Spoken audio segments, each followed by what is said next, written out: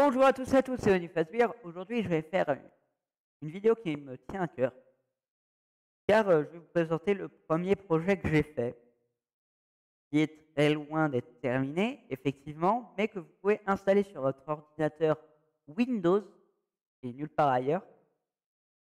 Donc seulement Windows, et c'est tout pour le moment. Enfin, même si pour le moment, je pense pas que ça a changé. Euh, donc en fait, le jeu se présente comme ça. Alors c'est qu'une bêta, je tiens à le dire. Sera beaucoup plus beau derrière. Déjà, dans quelques jours, il va y avoir une mise à jour qui va régler beaucoup de choses, qui va, qui va, je sais pas, sera vraiment de contenu. Et voilà. Après, je ne sais pas trop. Elle sera de contenu, ça ajoutera pas de nouveaux personnages. Hein. Voilà, elle sera vraiment les, euh, ce sera vraiment pour le fonction du jeu et pour le rendre un peu plus visible et un peu plus joli à jouer. Donc le jeu se présente comme ça. Tu joues un petit personnage, un petit robot aux yeux verts qui peut aller dans tous les sens et qui peut tirer des balles un peu dans tous les sens en appuyant sur la barre espace. Donc tu te déplaces avec les flèches directionnelles et tu tires avec espace. Là, on se fait poursuivre par l'ennemi. Donc là, en l'occurrence, tout à l'heure, c'était écrit zombie.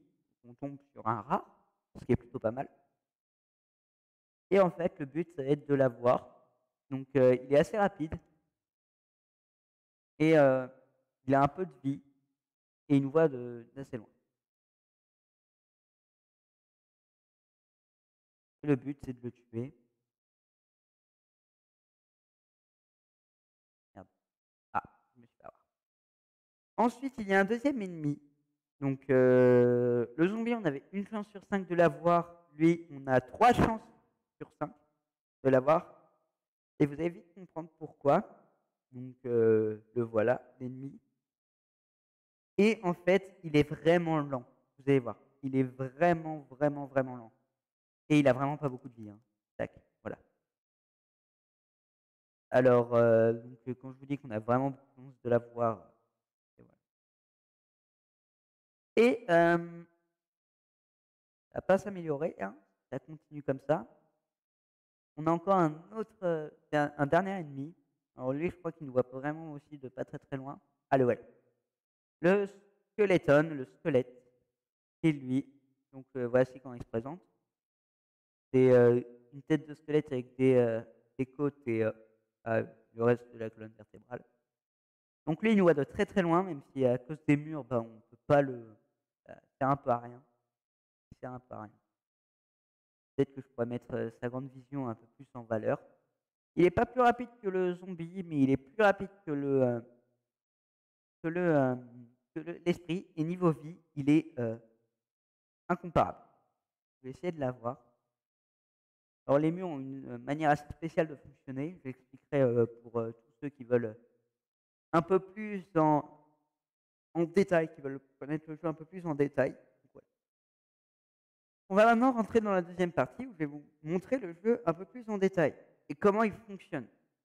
Donc dès qu'on lance le jeu, ça fait une chose, c'est-à-dire que il y a un truc, un objet dans le jeu qui s'appelle fonction et qui va faire, tu vas prendre un chiffre entre 1 et 5.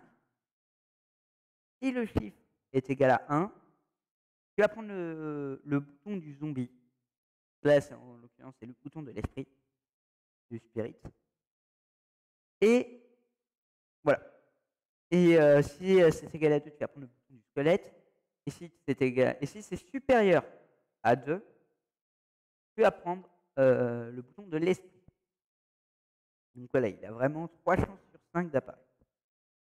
Donc là, en l'occurrence, on est tombé sur l'esprit, ce qui ne m'étonne pas du tout.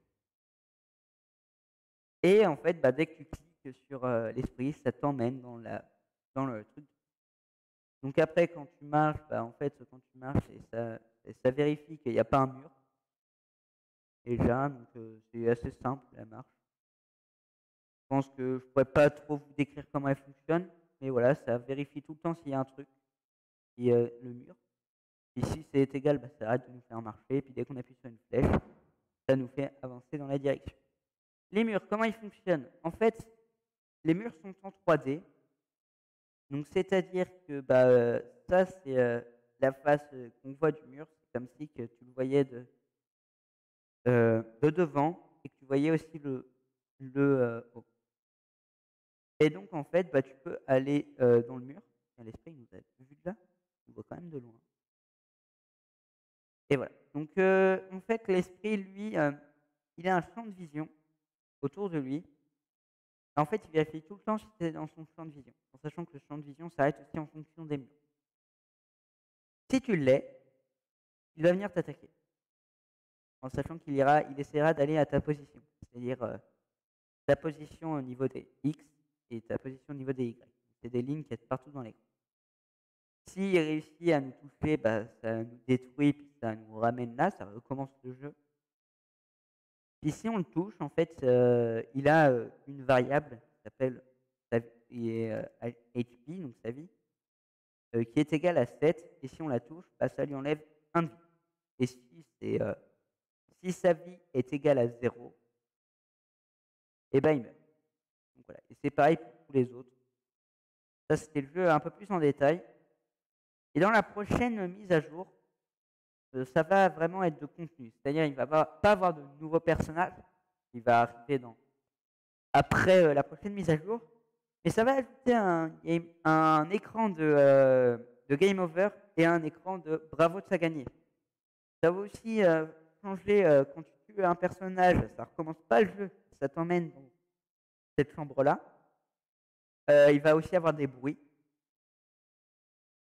Et je vais aussi ajouter des bruits. Et ça devrait être tout après. J'espère que cette vidéo vous aura plu. N'hésitez pas à aller vous abonner, tout ça. Et puis, on se voit pour la prochaine mise à jour, qui devrait arriver dans quelques jours.